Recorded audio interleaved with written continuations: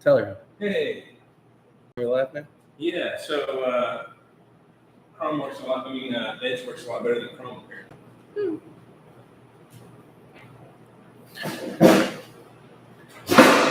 All right. Yeah. Just a sec. I'm trying to see if I can't pull up the TikTok chat. Okay. But Let's say I'm going to get it on here too. As soon as it. well, if you'll pull up TikTok on that, we'll call it good. Yeah.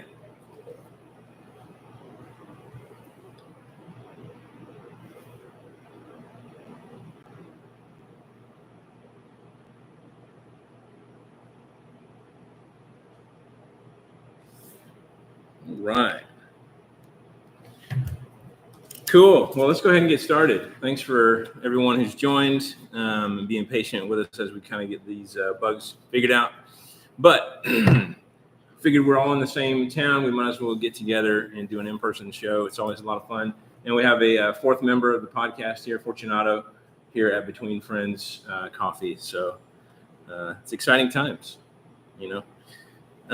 So we want to go ahead and talk about those games from last week, because if last week taught us nothing, it's that if you're down and out, you might have a chance. If you're on top of the world, you might be tumbling down. We just not Deep breath, Jess. Yeah. Let's talk about the first one. Ole Miss at Florida here. Florida winning this one 24-17. Nobody got the point in this one, as you might expect. But yeah, for me, like 3 times in the red zone, Ole Miss failed to score, and they had so many points left over. And I was thinking, not just this game, but so many games this year. You talk about Lane does the analytics thing, and he's always going to go for it, right? Even sometimes when it doesn't make sense. How many times have we seen points be left on the field because of that? Not saying it's bad, because sometimes it does work in his favor, but there's so many times points have been a couple of field goals could have been the difference here, huh? Not scored. Yeah. They had drop passes.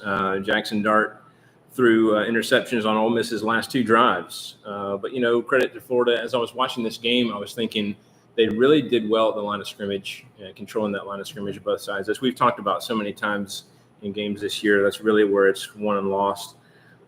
DJ Lagway, 2 touchdown passes, still doing well. And then Montrell Johnson, over 100 yards on the ground, going back to that line of scrimmage thing. Obviously, the O-line has opened up the holes for him to run through as well. Florida has beaten ranked teams for consecutive weeks for the first time since 2008. Wow. So, Jesse, what were your thoughts What a stat. on this game? I would have assumed it was before, sooner than 2008, but yeah.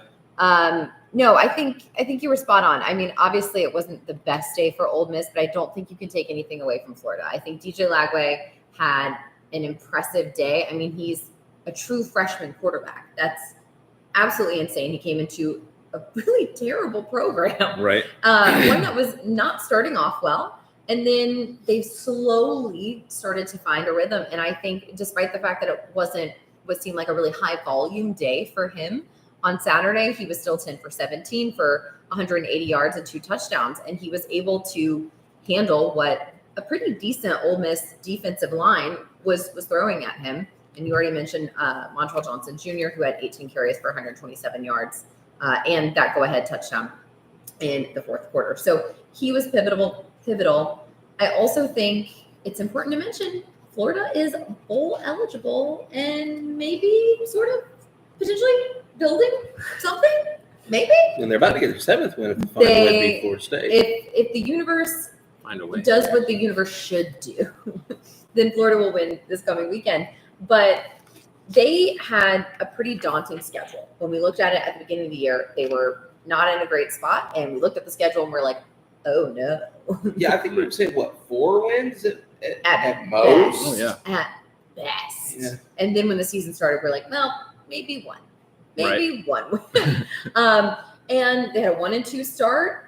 And so it seems like they might be doing something there. So I think if you're a Florida Gator fan, you have to be somewhat encouraged that you have a young talent in there. As long as you can keep him. That's going to be the story of the offseason is, does anybody poach DJ Lagway? would be huge. But they might be building something there. I think when I saw Coach Kiffin's press conference post game, it is the most dejected I have ever seen him. Yeah. Like, oh yeah, I noticed that too. Yeah, he doesn't do a very good job of hiding his emotions. No. He's very clear in exactly what he's thinking. So that's on brand, I'd say. Yeah. Billy Napier said that sometimes hope and belief is more key than anything, and now they're starting to believe. That screamed Butch Jones. Sorry. It, now that you say that, it does. But at the time, it sort of made sense. It's like in his mind, they've had the talent to get this done all along. It's just, do you believe that you can do it? Anyways, what were your thoughts on this one? This is one of the absolute few times in my life where I've actually pulled for Florida. I know that's been for selfish reasons. And if you're part of the Florida team or administration or staff, on behalf of the University of Tennessee, I'd like to say thank you. We desperately needed Ole Miss to drop one here, and luckily for that. I think the absolute story that surrounds this game is Jackson Dart and the ending of that game.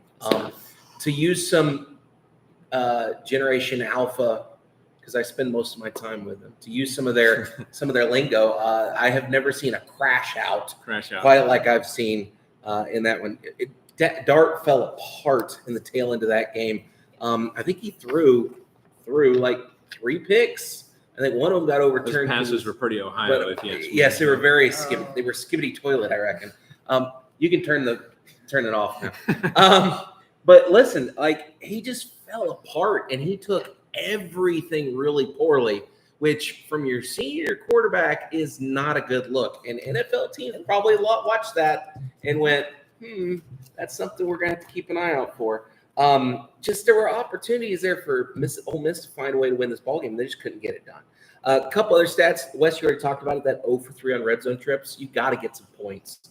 0 for 3 in the red zones, you're not going to win that ballgame. 21% on third down is also a telling stat. I feel that's really bad, especially when you compare it to Florida. Florida was right at 47%, which isn't phenomenal, mind you, but still better than that 21%. And then 6 tackles for loss for Florida in this game. So, that's gracious. Just one of those situations where Ole Miss just couldn't get it done. Another thing, if we can go back to Lagway for a second, I think Lagway is going to be a problem going forward. I think once he gets more maturity, more pocket presence, and finds a way to kind of get that thing done, it's going to be something to look at. And I think old Sunshine Billy, if he can hit the portal hard in the offseason and find a way to keep Lagway from being sniped by another team with maybe better facilities or a higher NIL or something like that, Florida could see a rebound next season. And I think this might have actually saved Billy Napier's job. I think he was okay after the last 2 weeks. I think he was okay after the last 2 weeks, but I was like, there's still a chance. But I think this solidified. I agree with that. He will be there next year. Oh yeah, yeah. But temper your expectations, Florida fans. Don't get crazy now. Well, don't get crazy. To your point about Lagway, is that obviously 2 weeks ago they were playing just pretty much a pocket passing game with him, trying to limit his running because of the hamstring. Last week he was back, but still not 100%. So he's getting better as he goes. So more to follow on him. It's exciting if you're a Florida fan. All right, then we had next was Kentucky at Texas. Texas winning this one 31-14. The way the differentials worked out, y'all both got the point. So congrats. So ball security, not great in this one. Kentucky had 4 fumbles, only lost 2. Texas had 5 fumbles in this game, only lost 2 of those. So could have been a lot worse. That's a lot of balls. That's a lot. Still wasn't great. So again, back to the line of scrimmage, you can kind of just look at that and see what happened here. Texas rushed for 251 yards and Kentucky only for 21. That tells the tale right here for that one. So Kentucky did get a little momentum. They had a scoop and score there in the third, but not much else as Texas able to pull away again after that. Matt, what were your thoughts on this one? Yawn. I mean, we anticipated Texas to take care of business, but I mean, this is a good win for Texas, I guess, question mark. Yeah. But let's take a second to talk about, I mean, Texas, okay, fine. They are who we thought they were. Yeah, all right. They did the thing. Let's take a second to talk about Kentucky. Kentucky's 1-7 in the conference this season. Yeah. They're only one win better than Mississippi State. Yeah. We are a long way away from where Kentucky was 2 seasons ago with, I think it was 9 wins, 10 wins they got in that season. They were competitive in all those. They have not looked good. 1-7 in conference plays an awful, awful look, especially if you remember the Kentucky faithful. Kentucky's in a little bit of a valley right now. I think it's going to take a little bit of time to climb out, and I'm kind of curious as to what this is going to look like going forward for Stoops. Yep. Because I mean, there was talk he was going to get poached by, was it A&M last season? Or That was a possibility. that was the Yeah. I mean, there was That was talk, the thing. and then here we are, and A&M's got a chance to get into the SEC championship, and Kentucky's 1-7 in the conference. So Kentucky's not going to a bowl game. Yeah, they're not. That's the thing. That was their 7th loss in the regular season. They're not going to reach the 6-game threshold. They are not going to go to a bowl game, and it snaps their program record of an 8-year bowl eligibility streak. That is not good. I think we saw some glimmers of hope when they were playing UGA. We're like, oh my God, maybe they can do this. They were holding UGA, and then Ole Miss, Yeah. and then it's like, what? Yeah. What? Yeah, it's pretty bizarre. Yeah, they've definitely fallen a long way. And to think about how they came into the season, thinking about, obviously they had big transfers. They had Vandegrift coming in there, and that was going to be a big deal. Obviously, he's got to have pieces. They actually around. had a quarterback for once. We thought that would be the missing piece, and they would be competitive. But Well, they had Will Levis still. I mean, Mayonnaise boy. Let's hold on. Have you seen how he's done since he got signed by the Titans? Come on now. Well, he has a mayonnaise sponsorship. Doing a lot of mayonnaise commercials. I'm glad he does. Here's something else that come out of this game too that I think we need to keep an eye on is how hurt is Quinn Ewers. Ewers went down with an ankle. He could barely injury. walk. There was a bad situation there where he had to be helped off the field. But again, I think they did an MRI today. I think he's fine. But the thing about injuries. Once you get one, they don't really ever go away until you've had time to rest and recoup. And they got to go to, they got to play Texas A&M this weekend, and then you're into the playoff. That ankle could come back into play. I don't think the Texas faithful are worried. I think they're very happy. I don't think they are either. The Manning is sitting right there. But my thing with Texas was they started off the second half a little iffy. I mean, they had some mistakes in the second half that offensively weren't great. And I think, they had 3 and out on the first drive. They turned the ball over 2 consecutive times, including a fumble by Ewers, which was returned for a touchdown. These mistakes are not great. And so I don't know if this was looking forward to next week, if they weren't taking Kentucky seriously or whatever it was. But second half mistakes or mistakes in general that are costly are not going to be recovered from as easily against Texas A&M as it was against Kentucky. So I think that's something that this week in practice, they're going to be hitting hard, certainly ball security, but they've got to make sure that they win that turnover margin when they play Texas A&M because it is not the same team as Kentucky. And Texas A&M will make you pay for your mistakes. A&M's not a bad football team either. They're a lot better than Kentucky. Absolutely. So A&M had their own looking ahead issues, but we'll get to them. They did. We'll get there. The state of Texas was looking forward to Turkey Week and not current week. That's right, but they're completely focused on Texas. Auburn. Anyway, not a good look. All right, next is Alabama at Oklahoma.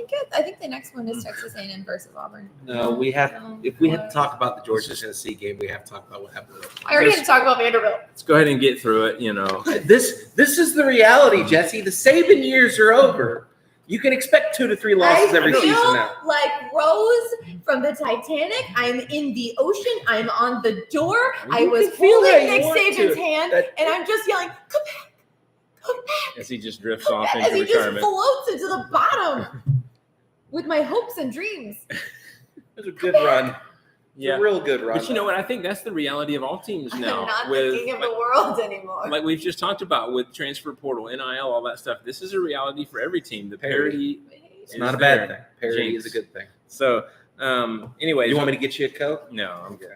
I have a water. I'm good. Okay. Oklahoma winning this one 24-3. Nobody got the point here. Look, I knew. No, they didn't. Who's picking Oklahoma in that matchup? Oklahoma wasn't picking 9 Oklahoma. times out of 10, Oklahoma loses that football game. How many times I've said I only have the current information that I have to go off of. And that's how we make these decisions. And it was not indicative of how it was going to go. I knew Oklahoma had a good defense, but good grief. I mean, it's just completely the opposite of everything that I expected. I didn't expect Oklahoma's offense to be any good. They had a lot of designed runs for Jackson Arnold, which ended up being really good and worked out in their favor. Milroe struggled in this one, throwing 3 picks, including a pick 6. And I guess Oklahoma was really able to kind of contain his running as well, which helped. So contained everyone's running. That backbreaker was the pick 6 by Kip Lewis in the 3rd. I know I'll let you talk about it. I'm sure you're going to mention the faux touchdown that probably should have been. I would like to point out before we get there, this is the same ref crew as Texas, Georgia. It is. So they already have a reputation. Not saying it would have made a difference in the game, but who knows? Anyways, if we can take 2 seconds, please. There is a serious officiating problem in college football. Oh, it needs to be handled. Okay, continue. 100%.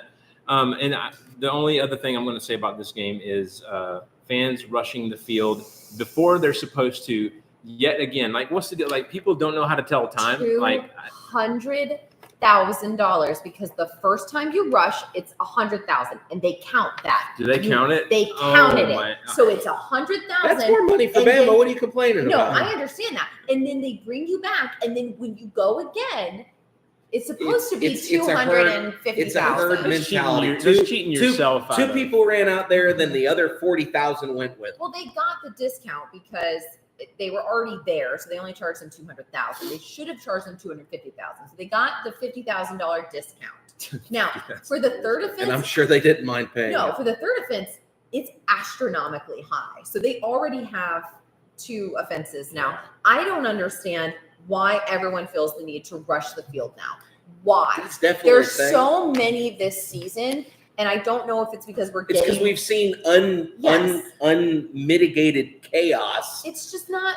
In teams that aren't supposed to win ball games have been winning ball games. Also, in a get off my lawn moment, people just want to get their selfie. They want to get their TikTok That's video. The other problem. They jump out there and they're like, "Oh yeah, look at me, I'm on the field." Yeah. I think it was the Arizona State game. There was a guy on the field. Did you see that? They already started to break the goalpost before this. Yes, but even after that, there was like 6 people that while quarterback standing there doing an interview, people would just run up and be like, ha, click, click. What did you see in this game? It was in that thing too. You see people in the background, Holly Rose trying to interview, and there's like, what did you see? Jackson Arnold, some fan like ran into him from behind, and he's just looking around like, what the? And it's not safe for your players. It's not safe for the opposing team players. It's not safe for the broadcast crew that's just trying to do their job.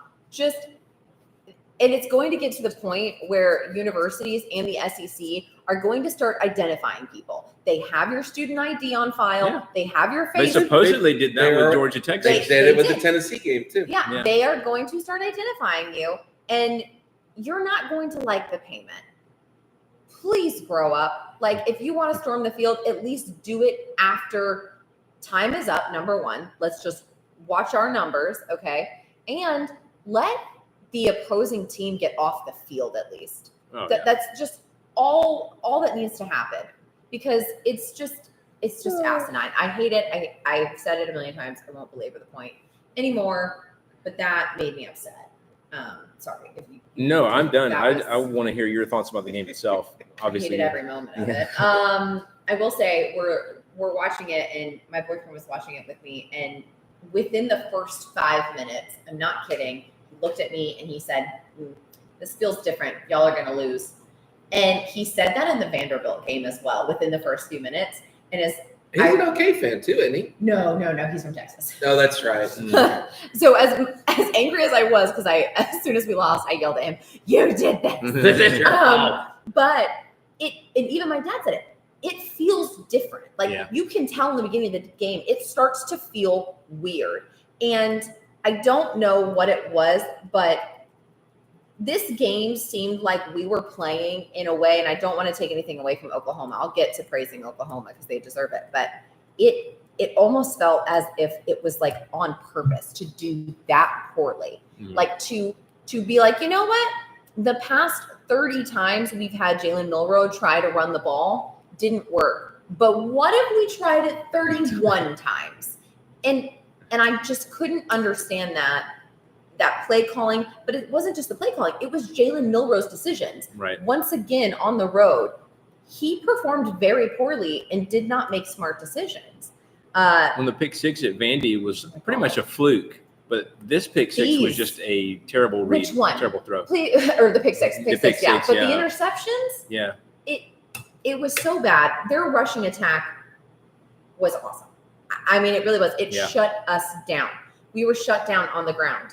And it just was, their rushing defense was great, but their passing defense was great. It was like we couldn't get our receivers on the same page with Jalen Milroe, except for the one time that our touchdown was taken away and you can't review it, so it doesn't matter. I don't know why the flag was thrown. It was weird. That officiating crew fined them because it's the second time. Even the announcers were extremely confused. They're like, ineligible receiver downfield, wasn't it? Or illegal touching. Illegal touching. Illegal touching, but they threw it after he was already in the end the play zone. was already done. It was already done, and that wasn't real. Like because you got to go out of bounds and then come back in. And that's illegal touching. They looked at it. They said he was like covered up or whatever. They were saying where he was lined up that he was not where he was supposed to be, which was not true. So. Yeah. I digress on that because it's the second time that this call has happened with that officiating crew. So it's fine.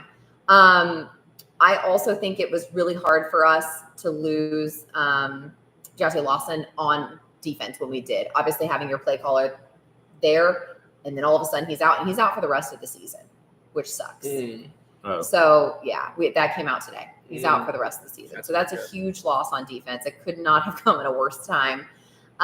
We also could not stop Jackson Arnold. Who knew that man could run like that? Because apparently we didn't know and never prepared for it and didn't know that quarterbacks could run, I guess, because we didn't do anything. Hey, is he allowed to do that? Is he supposed to do He that? has to stay back. I don't feel like that's right. It really was If you think about it, Oklahoma, all of their great starting receivers are hurt. Everybody was hurt on Oklahoma, and they still so they're probably like, us. let's not throw the ball. To be fair, they only threw for 70 yards. No, but you want to know what? They had 205 rushing yards at halftime. That's because a lot of those designed runs for him at halftime. My question is, what did they scheme up during the week?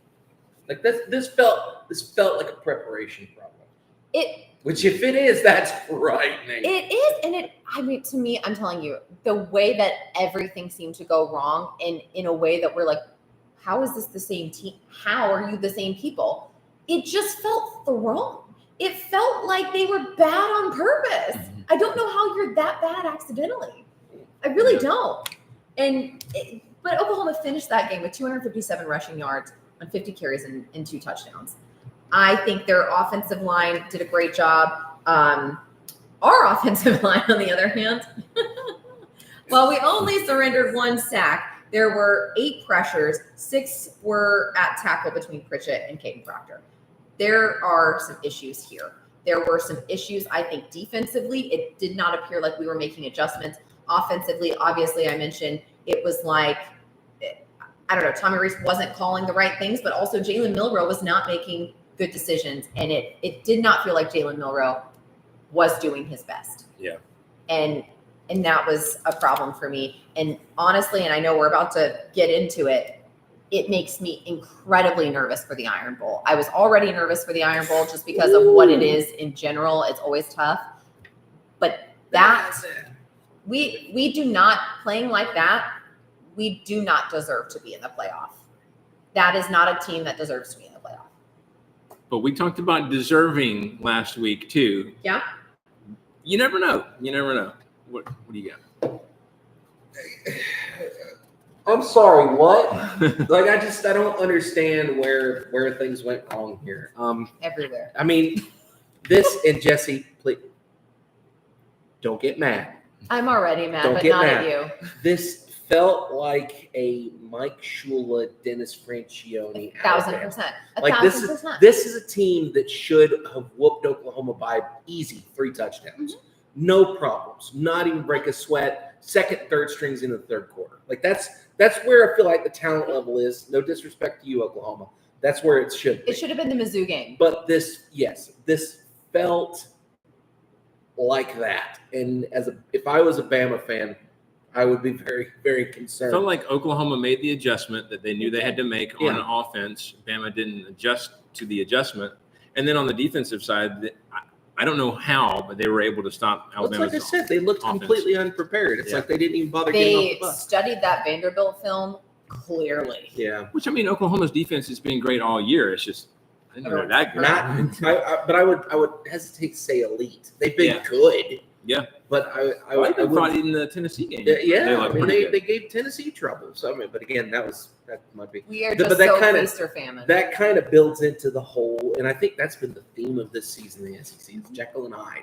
Yeah. Mm-hmm. 1 week, a team can come out and look like they're the 85 Bears. Yeah. Just demolish people. And then the next week they come out and they look like Vanderbilt. The 2024 Bears. Like they look. It just there's so much back and forth and up and down. There's no consistency whatsoever. Even Texas has suffered from consistency issues here and there. Now, luckily for them, their schedule, sorry, Texas fans, their schedule has been a little less intense. So therefore, the ups and the downs aren't near as bad. But if you look at a Bama, if you look at a Georgia, if you look at a not so much Tennessee, our schedule's kind of Ole Miss. But if you look at Ole Miss, like if you look at some of these other teams, those ups and downs can come back to bite you. It's making me very nervous, and I was talking about it a little bit this weekend, is I know it's just 3 losses. We're going to a bowl game. Fine.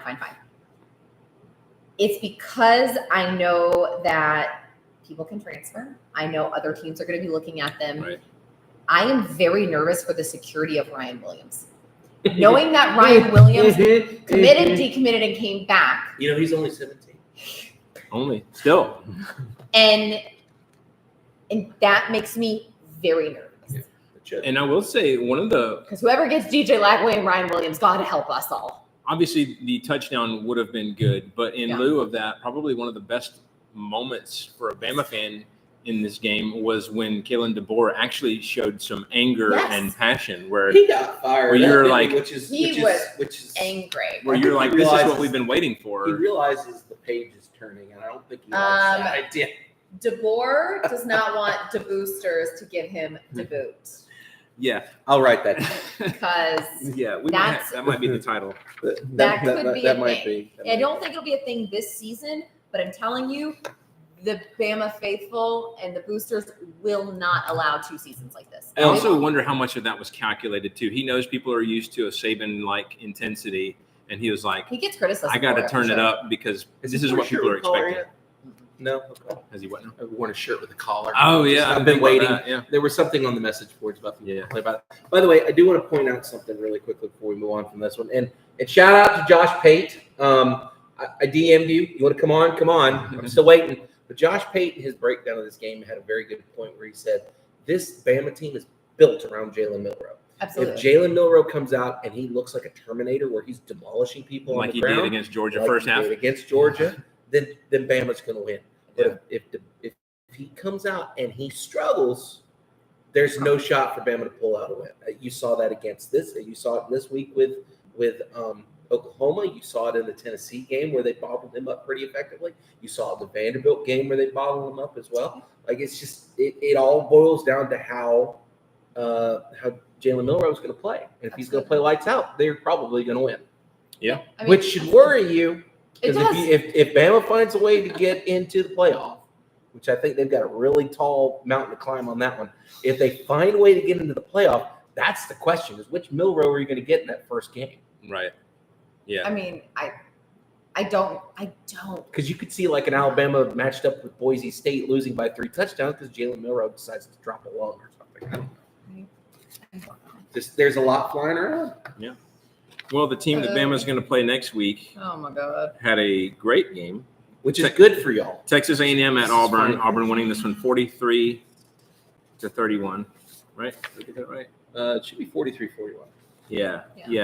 I'll fix it. This typo. game. Oh yeah. Duh, because it was the OT game. It's overtime. And as Quadruple. Saban said, it's official. Jordan Hare is haunted, which he finally admitted, which we all knew. Yeah. But And if you watch that clip, he goes through and explains it's haunted. Yeah. You look back at the history, weird stuff happens. Yeah. It does. But Auburn wins in 4 OTs. Auburn, actually had some offense in this one. Peyton Thorne, credit to him, and Jarquez Hunter, great game here as well. They were able to keep the turnovers under control, something they've struggled with all season. And then Auburn's kicker, who struggled so much of this season, was money when it counted in this one.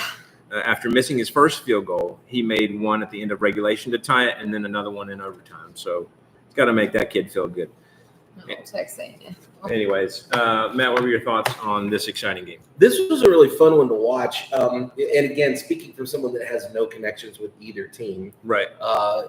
Like just all the back and forth in the fourth quarter and then the overtime, which, by the way, I'm still not happy about how we've changed overtime. I still feel like we should do it the way we used to. I don't know why we're doing 2 points here, guys, but you do you. It was a really fun game to watch. I think this was the win that Hugh Freeze needed. I think this Auburn squad needed a win like this, something where they could really hang their hat on. Because, I mean, it's been tough sledding this season, let's be frank. Peyton Thorne finally looks like a competent quarterback, especially in this game. He was slinging it. He did have some, his percentage was kind of meh, but I mean, we got some few comments. I saw that. I was looking at those a second ago. Shout out to 1982 Boomer Sooner. Apparently, he rushed the field during the Bama game. So behave yourself. Be careful. Yeah, just don't run into anybody. So anyway, fact of the matter is that if Auburn can find good quarterback play, and I think you could say this about any team in the SEC, sure. If you can find good quarterback play, you're probably going to find a way to win this thing. And then Jarquez Hunter, 130 yards and 2 touchdowns. And he seems to be the other key to this win for Auburn. It seems like if he has a good game, they're going to find a way to win. If you look back at, was looking back at his stats earlier, he went off against like Atlantic something or some little cupcake at the beginning of the season, but it's been kind of midland since. But in this game, he went off. Not dog water though. Huh? Not dog water though. No, not dog water. Midland. No. We're going to revisit those probably next week or the week after and discuss. But again, this is a big win for Auburn, and A&M's got egg on their face going into their matchup with Texas. I don't know who that favors. I kind of feel like it helps A&M refocus a little bit. So it has to. Yeah, you would think. I mean, and I said it about Texas. They had those mistakes in the second half, but A&M, it did feel like this coming week was a little too distracting for them. We've seen this Auburn team struggle a lot, and we've said it. I've said it probably the most. They don't have, or they didn't seem to have, an offensive identity. And Texas A&M is a good football team, and they went in there, and I think they underestimated the juju of Jordan Hare. And they seemed distracted. They were looking for that Lone Star Showdown, and it's their first one being in the same conference again. I think there's just so much around that they're looking forward to. And I could be wrong, but it didn't seem like they had the focus going into the Plains, and it showed. I think, like you said, this is such a big win for Hugh Freeze. What makes me very nervous as an Alabama fan is it kept their bowl game hopes alive. Which means they're going to be fighting extra. They are going to fight so hard against us. My only hope, is that it is in Tuscaloosa. It's at Saban Field at Brandt Stadium. Oh, it's very hard to say.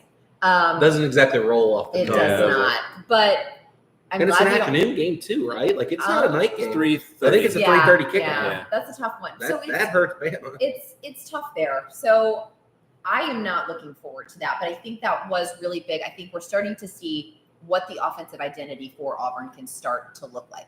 They needed this. They needed to get around Peyton Thorne, and he, like I said, his percentages may not have been great, but he was slinging the ball. Hunter was killing it. So this is very encouraging because, like I said, Texas A&M is not a bad football team. Now, having to go into quadruple overtime, I hope everybody's hearts are okay because I've been there, and I've been there in Jordan Hare when you're going into quadruple overtime, and it is daunting and terrifying and stressful. But this was a hell of a game to watch, and it was so much fun. It was good when you are not a fan of either of those teams. Oh yeah, those are always the best if you have no dog in the fight. Yeah. So, are we done with that one? We are done. All right, so let's move to Vanderbilt at LSU. LSU winning this one 24-17. Matt gets the point here. I wish I didn't get the point. I know. I wanted Vanderbilt to win this ball game. So it's been interesting. Obviously, Vandy's had breakthrough games where they've actually won, but they've also had so many where they've had like valiant efforts but just weren't able to get it done. And this one was kind of one of those. think that kind of speaks to the level of talent. Yeah. I mean, we've talked about it on the show. Vanderbilt has issues recruiting 5-4-star blue chip players because it's so hard to get anybody, to come to Vanderbilt. And I think this is probably one of those games where that showed up. Right, and the rushing stats are pretty much the same for both of these teams, but Nussmeier over 300 yards in the air, kind of the difference here. Only sacked one time, so they cleaned that up a little bit. Obviously, we've talked about their struggles protecting him running for his life a lot lately. And then my only other note on this one, LSU at night just doesn't seem to have the same magic as it has in the past. I mean, obviously they won, but it was real close there. So you guys maybe need to coordinate with whoever is putting spells on Jordan Hare and see if you can get them to work overtime for Death Valley. You want them to go anywhere near Death Valley being an Alabama fan? As a Tennessee fan, I don't want them going anywhere near it. The Brian Kelly era in Death Valley has been okay. Did you hear what they were chanting? Yeah, I think you sent that to us. I did. That was after the first Vandy touchdown, right? Yeah. It was. They were chanting about firing Brian Kelly. Yeah. Yeah, careful what you wish for, though. Probably regrets that a little bit. Oh, yeah. Look at Notre Dame. You can lose to NIU and be number 4 in the CFP. Get the benefit of that. Yeah, so Notre Dame fans, we're talking about y'all. What were your thoughts on this one, Matt? I was really hoping Vanderbilt would find a way to win this thing. The Diego Pavia timeline through the season has been one of my favorite storylines this season. Yeah. And I hope he sucks next week. Oh my God, he throws like 4 picks next week. I need him not to be good next week. But I was really hoping that Vanderbilt would find a way to get this win here, and it came up a little bit short. Nussmeier had a pretty good day as far as stats go, but again, I'm so conflicted on Nussmeier. It's like sometimes I feel like he's going to be an elite quarterback, and then other days it's like it's that Jekyll and Hyde thing, like we've been talking about all season. I think Nussmeier is one that's a little bit more plugged into that concept than other quarterbacks in the conference. Well, depends on the day, but you get the idea what I'm saying. It's got to be frustrating for LSU fans to anticipate like this is a game that you would think you're going to win by at least 10 points. Then been there, and then you struggle win. Quote, It's funny, man. But they're also coming off of a Jaden Daniels era at quarterback. It's hard to follow for sure, especially if you see what he's doing in the NFL right now, which is just sheer madness. And he probably could have done that if he had some more weapons around him and a little bit more in place in the coaching staff at LSU. But I agree. I think Nussmeier, for me, it's hard to follow his consistency and what you're going to get now. His offensive line has obviously been a struggle and has not protected him well. Diego Pavia is lights out for Vanderbilt. And for them, they already have made bowl game eligibility, which is something that Vanderbilt does not do often. So for them, this season's a check mark, right? Like I think everything after 6 wins is a bonus. And I think the best in-conference record they've had in a long time, right? Yeah, they're 3-4 in the conference. So I would think the Franklin era was probably aboard the last time they. Yeah, probably. Yeah. So it's. I was hoping Vanderbilt would win because I just want to see what chaos they could wreak here. But I think LSU did exactly what they needed to do. Yeah, I agree. All right, let's get through some of these blowouts. Massachusetts at Georgia. Georgia wins 59-21. I got the point here. My only comment about this game is if you're a Georgia fan and you watch this game, the tackling was atrocious, especially early on in this one. So definitely got to get that cleaned up. Next, UTEP at Tennessee, 56-0. Matt gets the point here. Matt, you want to say anything about this one? I don't have a whole lot other to say than this was a pretty good win. Tennessee's offense came out, and I think the first 3 drives were 3 and out, so we were a little concerned. If you'd looked at Vol Twitter during the beginning of that game, everybody was going crazy, which is on brand for Vol Twitter because we're all about baby and bathwater both going out at the same time. So Nico and the offensive staff, it looked a little rough starting off. But he got into a rhythm, ended up putting up pretty good points. I don't remember the exact stat line. But it's interesting watching his progression. So just like these other freshman quarterbacks we've got running around the SEC, he's getting better every week. And I think he's just a couple of inches off from getting into that breakout mode. Right. And I've been waiting for it all year. I'm hoping it's going to come in the first round of the playoffs, is when we finally get that full click. But it's just one of those things where they need to keep working. Dylan Sampson didn't get over 100 yards for the first time since the Oklahoma game. This one sees low of him 77 yards. And when your worst outing, 77 yards and a touchdown, I think that's a pretty good day. Pretty good. Pretty good season so far. Defensive line bounced back pretty good. I mean, last week, unless we watched every bit of that game, defensive line did squat against Georgia, mostly bottled up. Very much more effective in this game. 15 tackles for loss, including 4 sacks. And then the name that really popped out when I watched this game was Boot Carter. Boot Carter on punt return looked lights out. I think he had 3 punts, and every one of them was a little bit over 20 yards. So, I mean, he's going to be dangerous going forward. He's only a freshman, to steal a line from Larry Munson, the late, great Larry Munson. My God, a freshman. Just one of those situations where I think Boot Carter is going to be pretty dadgum good. I'm really excited to watch that progression. The name's adorable. It's okay. It's okay. I could care. His mama could have called him Not Shoe. I just want him to. Not as cute as Scooby, but it's very cute. It'll work. We should have a segment where we talk about the best names. There's a names lot in of the That would conference. be Squirrel, Scooby, Squirrel Boo. White's a great name. Shout out Squirrel. There's a lot. Still waiting for him to have that breakout game. It's coming though. It's coming.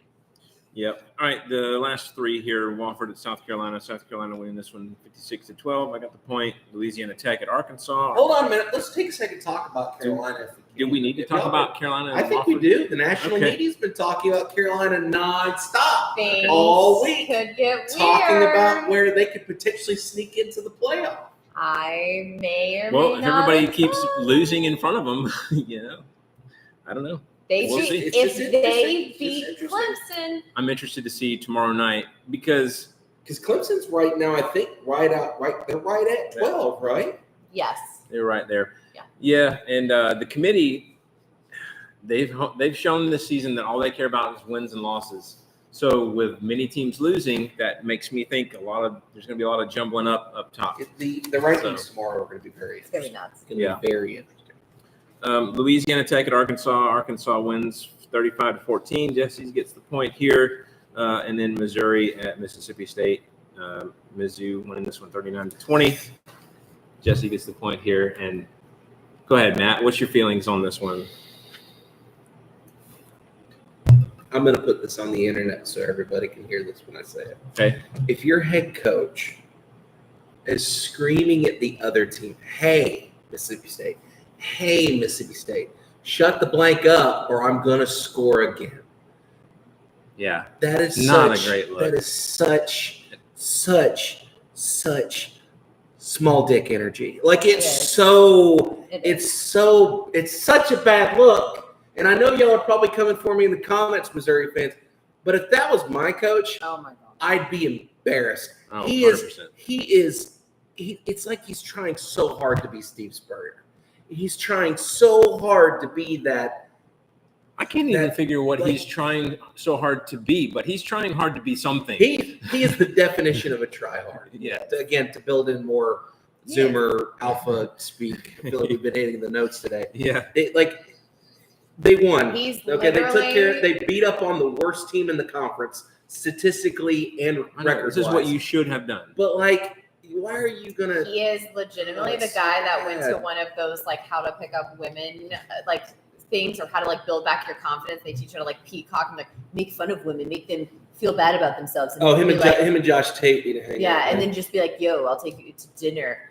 He's the guy that went to how to be an aggressive coach. It just completely backfires and everybody just No. stares awkwardly No at him. one- What are you trying to do? When he first popped into the SEC, came out of Appalachian State, he had toughness Tuesdays, circle the wagon Wednesdays, and let's stand in the corner and sing Kumbaya Fridays. And now he's just transitioned into being this huge ass. Yeah. And there's no excusing it. There's no excusing it at all. And it's just, and again, if you're a Missouri fan, and I know my mom probably saw me cuss, I'm sorry, Mom. But it's for real, what are we even doing? I guess the coaches at SEC Media Days refused to come to his hotel room party or whatever. And he's like, "No, it's because they think I'm a nerd. I need to be tougher." He's the Michael Scott. He's the of Michael SEC. Scott of the SEC. He loves He's the inside Michael jokes. Scott He'd love to be And, part of and one he one would day. love to be a part of one. He's I the can just Michael see Scott that of the at SEC. SEC Media Days. He's the guy sitting in the corner. All the Yeah. other coaches are chatting, and he's like, "What's going on, guys?" And then they all scatter. He's like, "What up, bros?" He's like trying so hard to be friends with Lane Kiffin, and Lane's just like, "No." He's not superstitious. And all the other coaches Just a little do. stitches. All the other coaches do the Jim look to camera as soon as he walks up. Yeah. They're like, Cut to the talking head. seriously? Oh man, I would love an SEC office. that'd be That so would Who's good. Dwight though? Ooh, that's a good question. I'm trying to think of somebody who has Beamer. that. Beamer. Jackhammer.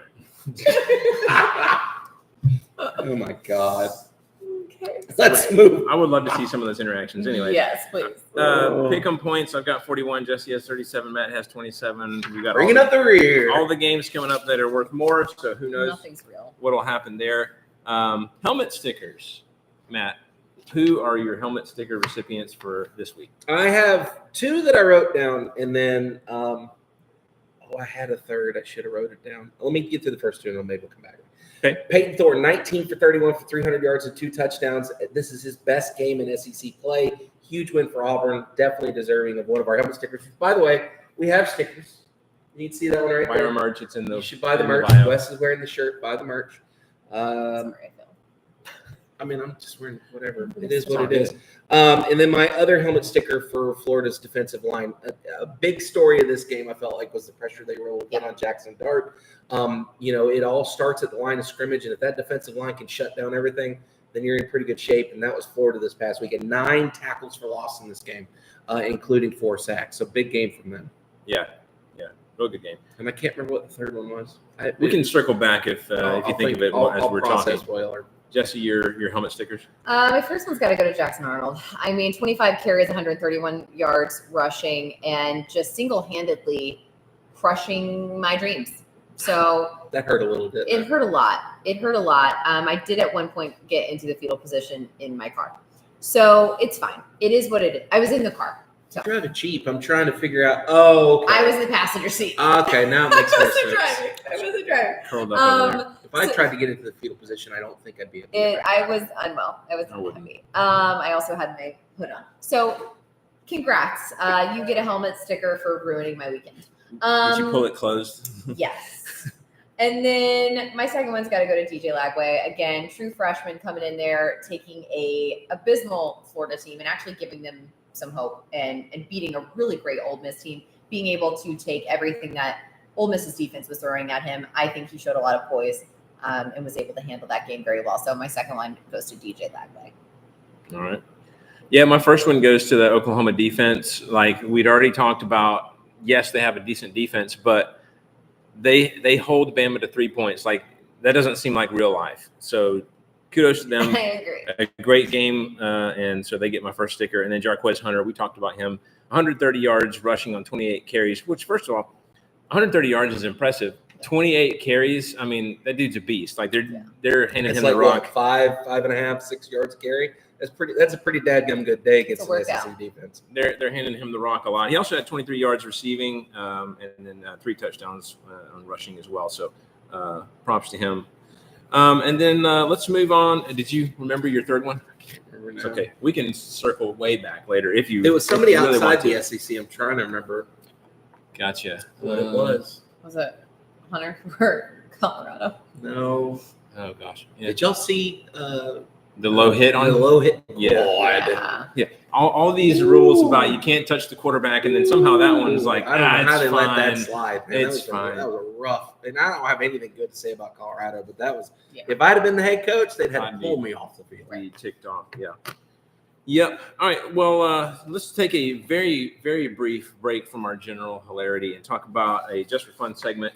Obviously, it's Thanksgiving this week, so I would like to take a moment and we can each share something or more than one thing if you want to about whatever you're thankful for. Matt, what are you thankful for? Thankful for the opportunity to do this with you guys, obviously. Also thankful for, I know, I'm trying to get to it. Thankful for my family, my wife, Shauna. She's back home wondering where the heck I'm at. I'm just I don't know. There's so many things that can kind of be encompassed with that. Like health and all the other stuff that kind of goes with it. So there's a lot out there. Jesse? So not football thankful, really. Just in general. Okay. You can be football. Because I thought But it could I involve was gonna football say, if I'm that's part of it. struggling. Yeah. I'd imagine you're not very thankful for Alabama football right now. I'm thankful for all the years we had Nick Saban. No, I think I am definitely thankful for the colorful leaves staying on the trees for a little bit longer because it's been unseasonably warm. So that is lovely. Yeah. I do My love grass appreciates it, I'll tell you that. I love seeing colorful leaves.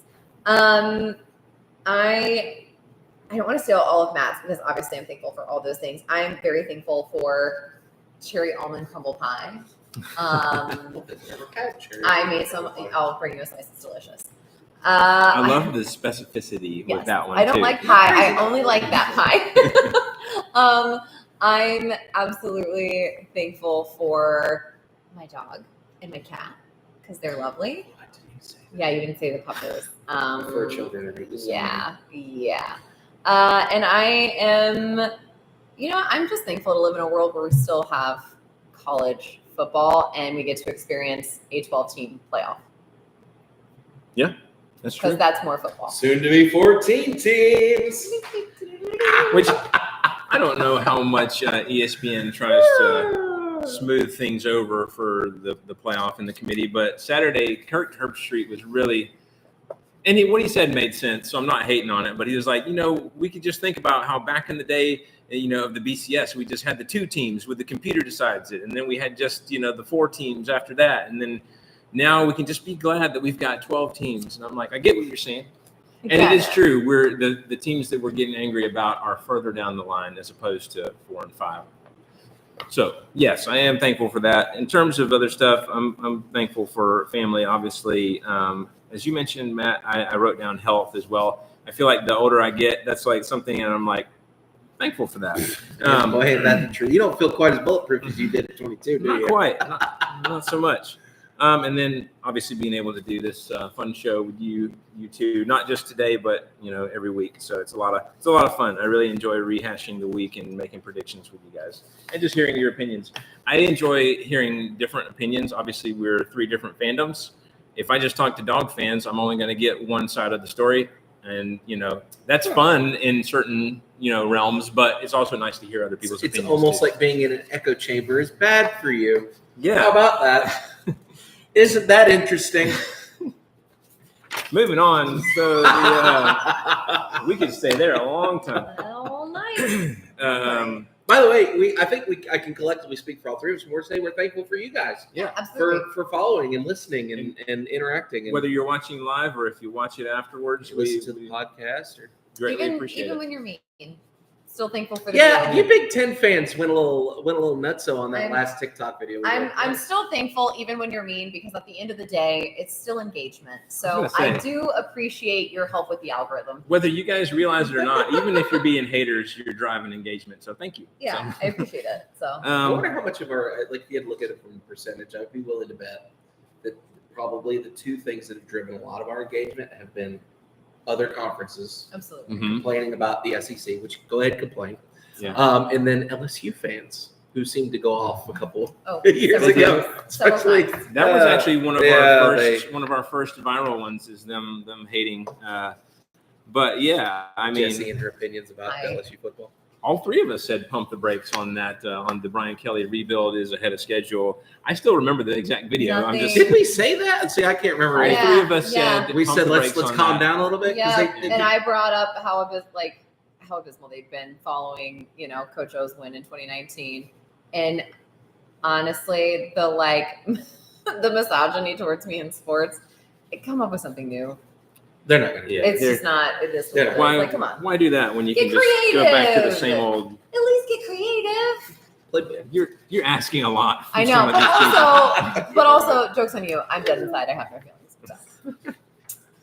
There's that. Exactly. Well, So you had some feelings about this past weekend with Bam. I did. it's true. Bama's the only So thing you that must can not break be my heart. completely dead. Bama's the only thing that can break my heart. You can't hurt me worse. I promise you. Bama has done the most pain. So much pain. I'm just already numb. Yeah. Well, let's move to, obviously, we just talked about Thanksgiving, and then beyond that, we've got Rivalry Week, and we're super excited about that. Lots of fun games coming up. First off, the Egg Bowl. Isn't the Egg Bowl usually on Thanksgiving Day? It is usually. So on it is Thanksgiving. not this time. It's on Friday. Or maybe it's on Friday. I don't know. Mississippi State 2-9, 0-7 in the SEC at Ole Miss 8-3, 4-3 in the SEC. That is Friday 3:30. Unless I wrote it down wrong, Friday 3:30 on ABC. So obviously Ole Miss is going to be looking to rebound after last week's debacle. I think they've got too much offense for Ole Miss. From Ole Miss for Mississippi State in this one, and Mississippi State does that thing where they hang around when they probably shouldn't, but It's then like a cough. it's not. Yeah, exactly. It's not going to last though. I'm going Ole Miss here, 42-17. Jesse, what do you got? Yeah, you may actually be right. I think they probably do normally play on Friday, and the only reason I say that is because of broadcast rights, and the NFL has the broadcast rights to Thursday on Thanksgiving. So it probably is a Friday thing, but most of us play on Saturday, so it feels early, Yeah. But you are correct. I think Mississippi State has shown that they can hang around a little bit longer than we think they can, but Ole Miss coming off of an embarrassing loss, a very costly loss, they're going to be angry. Oh yeah. So I'm going to pick the Rebels in this one, 35-14. All right, Matt, what you got? Let's remember this is a Mississippi State football team that has wins over. Hold on, I'm Short just list. pulling it up. Yeah, there's only two of them. Over UMass and UMass have been getting those SEC paychecks Oh, a yeah, lot they this have. year. and Eastern Kentucky. So this is a team that's not done so hot this season. They're 0-7 in the conference, I know. and that's bad. I think this is where they dropped to 0-8. Mississippi State has not been the same since the Pirate died. So Ole Miss takes this one 42-20. This is like a very side thing, but you saying the Pirate RIP. If you did not see Navy's uniforms, Mm-hmm. the Jolly Roger uniforms that they just dropped, They were pretty oh awesome. my God, they're so awesome. Yeah. Yeah, I saw that. It looked pretty They good. were pretty cool. Pretty happy with that. I would be. Okay, sorry. No, you're good. It was Even though I feel like our Navy would have fought pirates, but like whatever, it's fine. exactly. It's like, Context. One man's pirates, another man's freedom fighter. That's It is fair. what in it the is. early days of the Navy, they may have been on both sides. Who knows? Exactly. Whoever pays them more. So, Exactly. Okay. anyways, next, clean old-fashioned hate. Georgia Tech 7-4 at Georgia 9-2. That's Friday.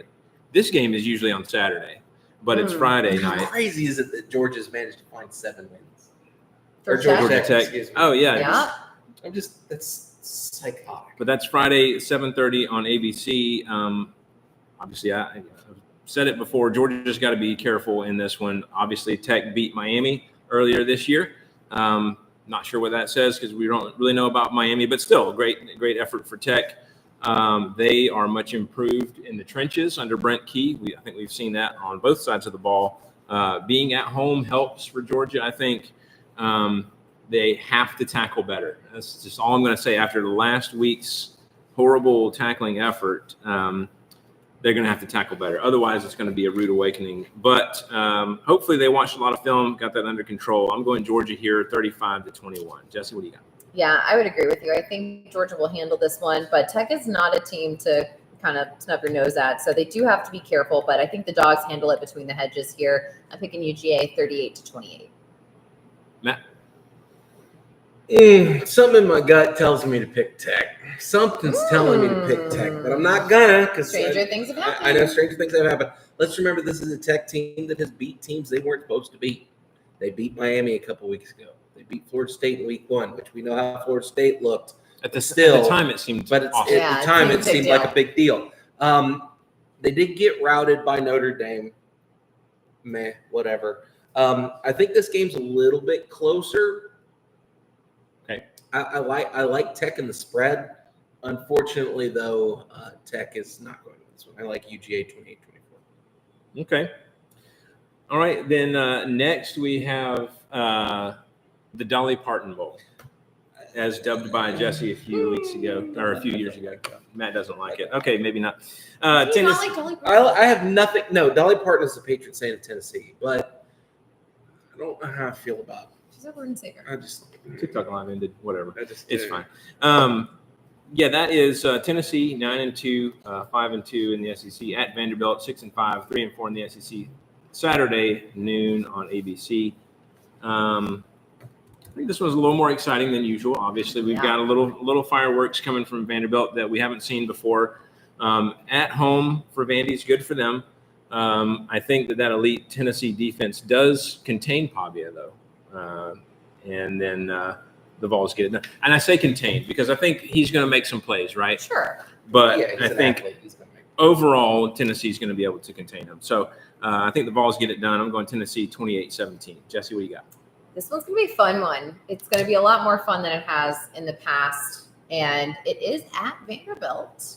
While I think that might help them, I don't think this gets the Commodores over beating the Vols. So I am going to pick the Vols in this one, but I'm saying it's going to be a close one. I'm saying it's going to be wild and fun unless you are a Vanderbilt or Tennessee fan. But I'm going to pick the Vols 28-24. Okay. What you got, Matt? I think if Tennessee was able to hold some pretty vaunted offenses to less than 20 points through most of the season, with the exception of that Georgia game, but that should have been under 20. I digress. I think Tennessee's not going to have any issue bottling up Diego Pavia. I'm knocking on wood because I hope I didn't just put that into the ether. I like Tennessee here. I think Nico's going to finally maybe start to get some things put together. I think Dylan Sampson's going to run the ball on them pretty efficiently. So I like Tennessee here, 30-14. Okay. All right, and then next is the Palmetto Bowl. South Carolina 8-3 at Clemson, 9-2 noon on ESPN. I still love the history of this one and the fact that they used to play for the Hardee's Trophy. I wish that was still a thing, but alas. Anyways, South Carolina and Clemson have both done pretty good the second half of this season. I think Clemson had that loss to Louisville, right, in recent weeks. But other than that, obviously they've done better. I've loved what I've seen from a healthy South Carolina offense. It is on the road for South Carolina, but they've played well. I'm going to pick South Carolina in this one, 27-24. Jesse, what do you got? I am so traumatized by this football season, and I am so dead inside that I need to find joy. And I feel like chaos will bring me some joy. And when it is at the expense of others, I am here for it. So I say, bring me every ounce of chaos possible. I'm picking the Gamecocks in this one. I want Carolina to go in there. I want them to take care of business. I think it will be close, but the repercussions. Oh, I'm living for it. All right, so give me South Carolina 28-23 and bring me the chaos. Now what you got? Carolina has looked good the last couple of weeks, but let's remember this is a Carolina team that has been up and down, up and down, up and down. They've been up. Yeah. Here comes your down. So I'm going to go ahead. They've also been up. They have been. But then they've also been down. But they've also been down. I think this is the game where we get that down. I like Clemson here in a nail biter, 28-27. None of this is influenced by your dislike of Beamer at all. It has nothing to do with the fact that I can't stand Beamer. Okay. Just making sure. I need them to look so good. Even though we beat them, I need people to be like, oh, well, they almost lost to South Carolina, but South Carolina is actually good. I need that to be a thing. Let's also remember that Clemson hasn't lost since the Louisville game in like week 8, and then they got blown out by Georgia like we talked about. But week 1. Who have they beaten? They've beaten Appalachian State, NC State, Stanford, Florida State, Wake Forest, Virginia, Pitt, Citadel, Virginia Tech. Jesse, you were talking about, they beat South Carolina, and hey, South Carolina's pretty good. I wish I could say that the committee was looking at that this year. I don't think that helps us get to the playoff. It will just make me feel better. Sure. I don't know that I've ever seen the committee just look at wins and losses the way that they have this year. It's usually been some kind of like behind the scenes quality losses, quality wins. They lost, but it was a close game to a really good team. It's like none of that matters this year. It's been very weird. Yeah. So I've been saying it, just get rid of the committee, go with the aggregate or an average between the coaches poll and the AP poll, rank them top 12, top 4, get a bye, done. It's interesting. I don't hate the concept of like a BCS, but with a broader field. Yeah. It doesn't Let just the decide the Let top the computer two. take it into effect. Yeah. That could be interesting. And that way you take, I you mean, know, the computer's going to kick out 20 teams anyway. and it's Yeah. consistent. You can't argue with it. This is the We criteria, argued all and the that's time. what it is. Oh yeah, I know. Oh yeah. But that was 2 spots. It was only 2 There's spots. 2, so yeah. And then you would be. It's funny how a couple of years ago when we were floating the idea, we're like, oh, well, we won't argue that much about 13 and 14. No, if they're way back there, who cares? God. This is the year we care. Turns out we're not arguing about 1 through 4. Yeah. Now, Meanwhile, FCS is just cruising right on through with no problems. shout out to Mercer Bears. Mercer Bears are they get a first round bye Oh, good for them. because they won SoCon. That's true. Yeah. Next is the Governor's Cup. Louisville 7-4 at Kentucky 4-7. Noon on the SEC Network. Kentucky's got some state pride to play for, I suppose. Louisville's had a pretty good season. They got a win against Clemson, some close losses to Notre Dame and Miami. It is in Lexington, though, and I'm going to say Kentucky's due. I'm going Kentucky 24-21. Kind of maybe an ugly game. What do you got? Like most Kentucky games this season. I just don't know that Kentucky is, even if they're due, I don't know that they're going to collect that rent. I really don't. I just, again, it's one team that I don't know who they are. And I know that's Rich coming from an Alabama fan, but truly, I can speak from experience. I don't know who they are. And so I'm actually going to pick Louisville in this one. I think it's going to be a close game. It's going to be an ugly close game, but I'm going to pick Louisville 24-23. All right. Matt? Yeah, I kind of have to go with Louisville here too. Just Kentucky has not played good football, and again, that's not good football in the SEC. Where's that going to stack up with an ACC team? We'll find out. But I like Louisville's chances here, so I'm gonna pick Louisville 28-21. All right. Next is the Iron Bowl. Auburn 5-6, 2-5 in the SEC, and Alabama 8-3, 4-3 in the SEC. Auburn playing for a bowl game here. 3:30 on ABC. So I think Alabama's glad this one is at home. Obviously, we talked about that in the past and the craziness at Jordan-Hare. I think the Oklahoma loss helps get Bama more focused. On the flip side, Auburn's coming off an emotional win. Things are setting up well for Bama in this one, I think, because of all those things. I'm going Bama 31-21. Jesse, what do you got? I like where your head's at. I like your reasonings. I really do. I already want to throw up. So there's that. I'm so unwell.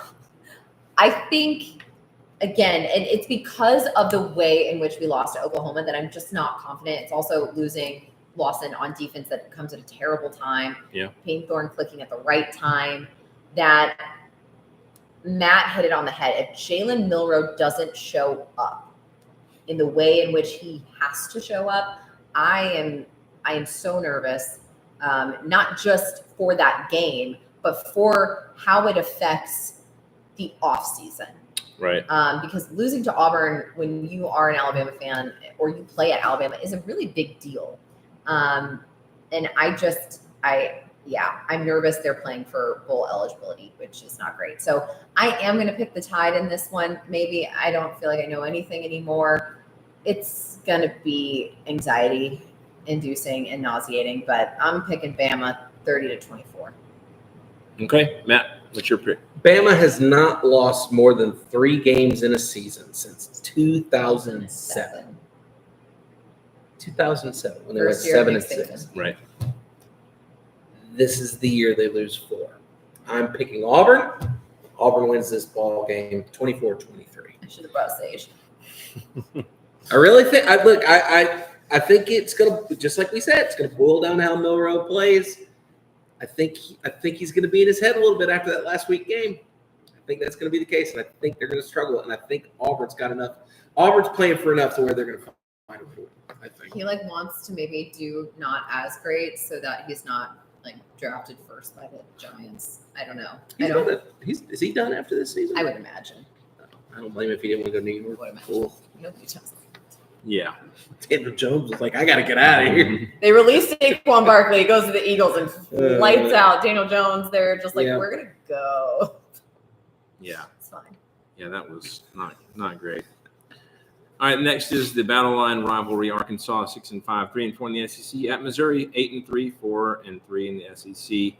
3:30 on the SEC Network. We talked about this a little bit earlier. Eli's put some bad juju out there.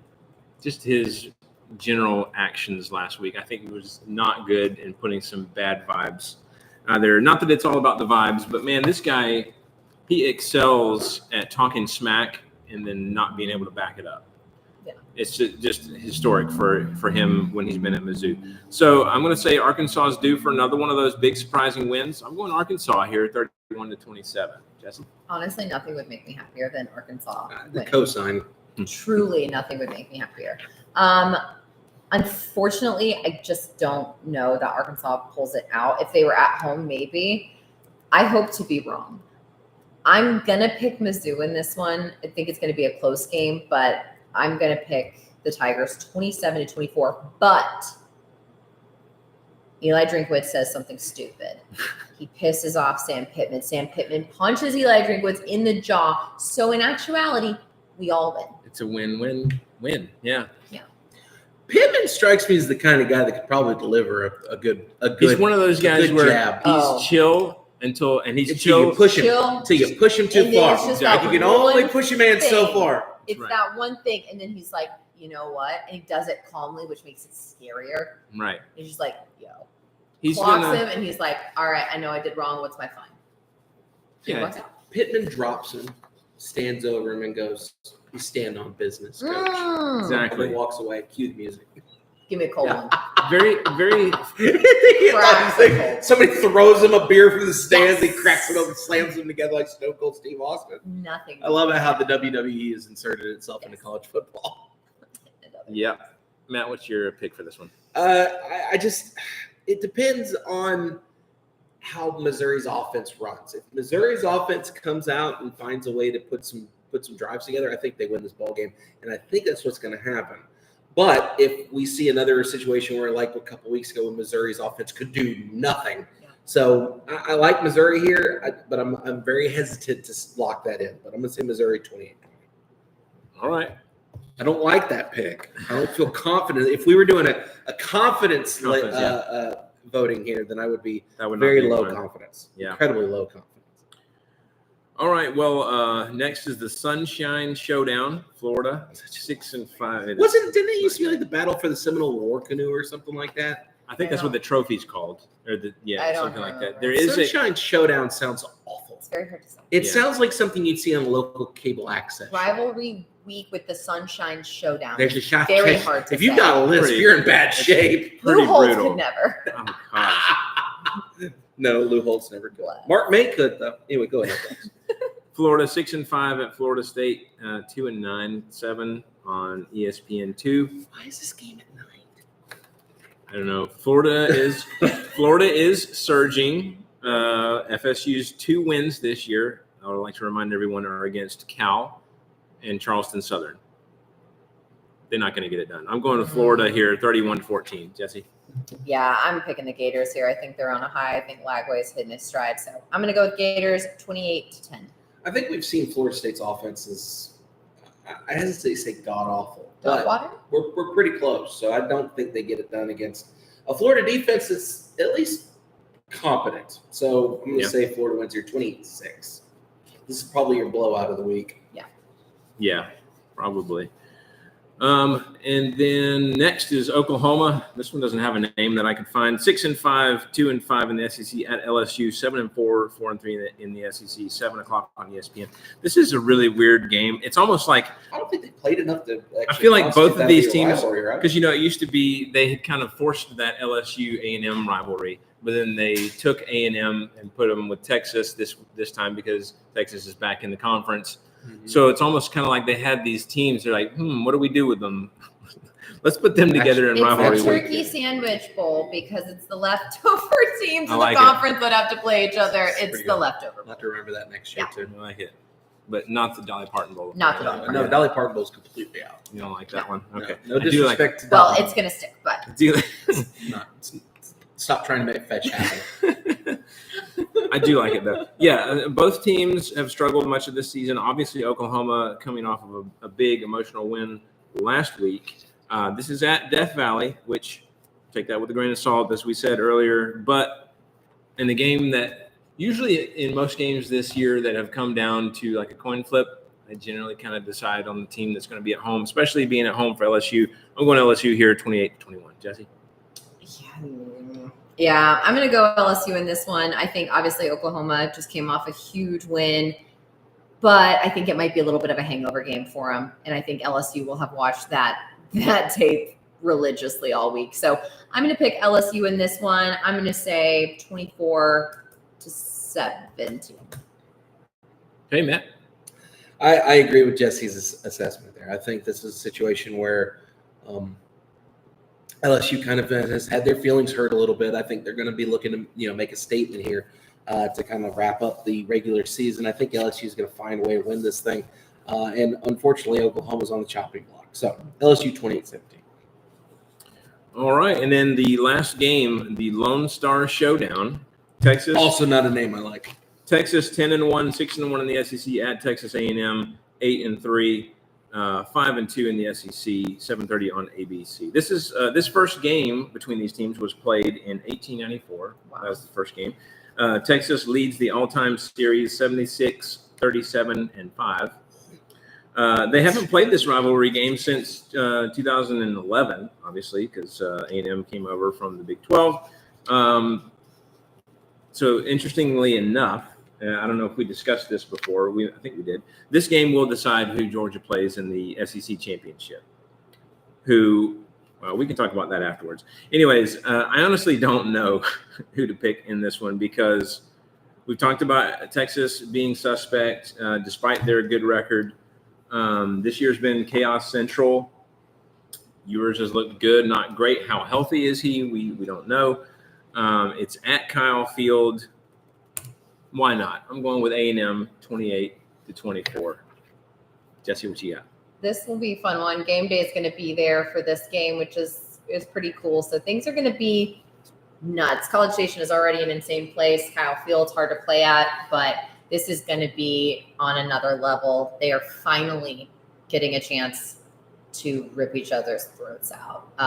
And that's going to be incredibly fun to watch. I'm very glad that Alabama plays early so I don't have to flip back and forth so I can truly watch this game. This is tough.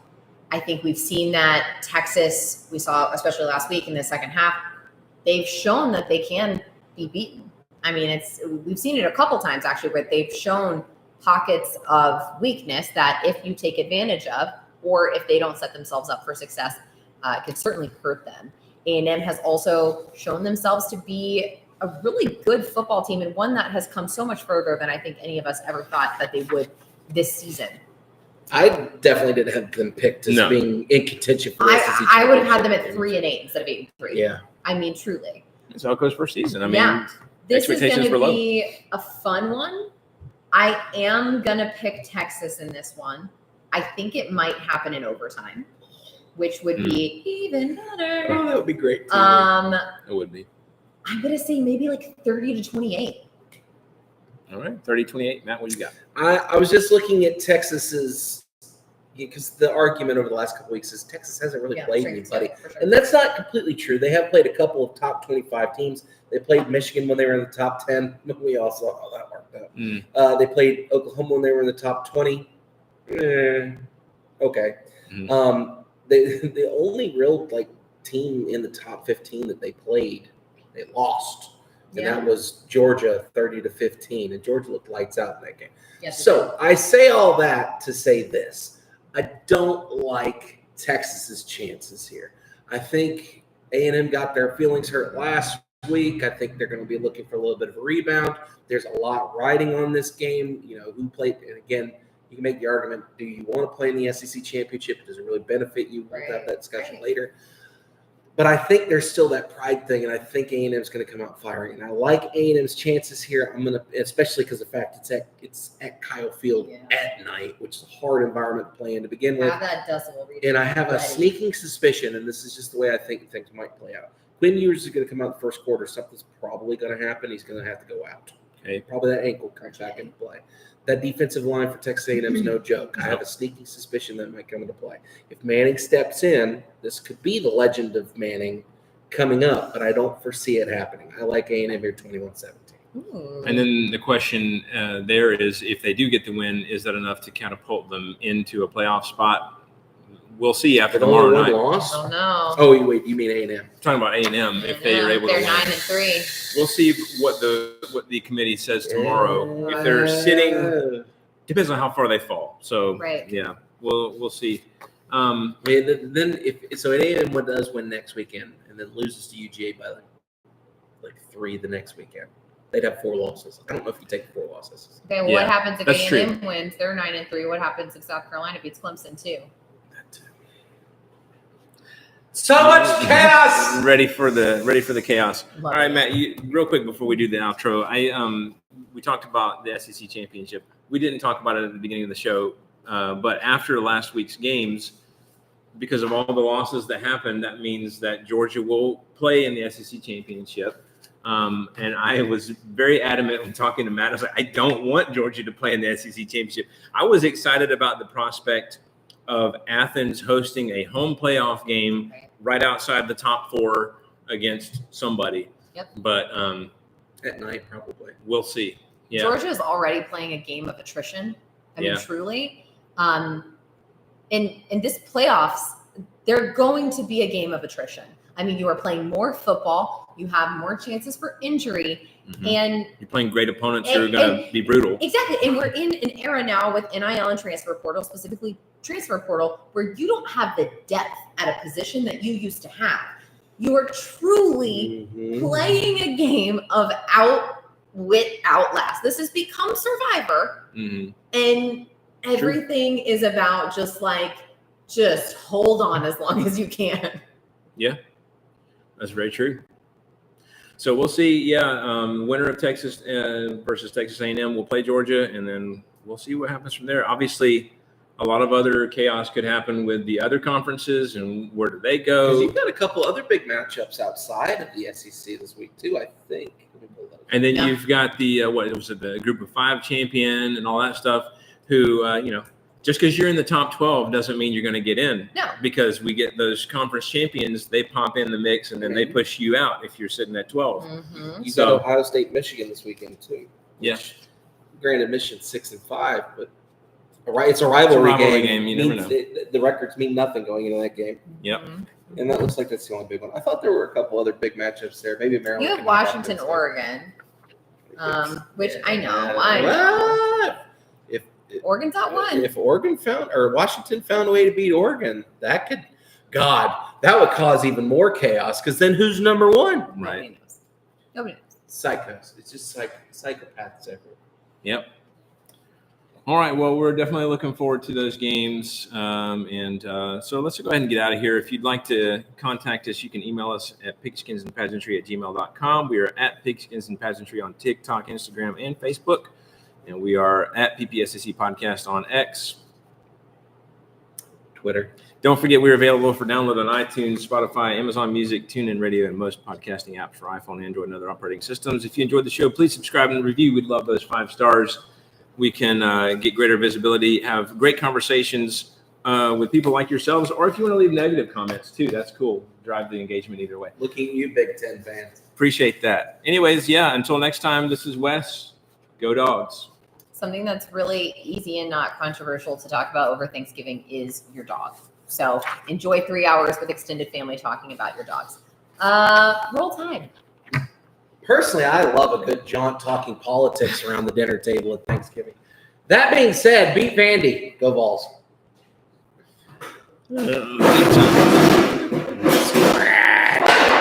Knock things over. In the street. End it all. In the stream, that is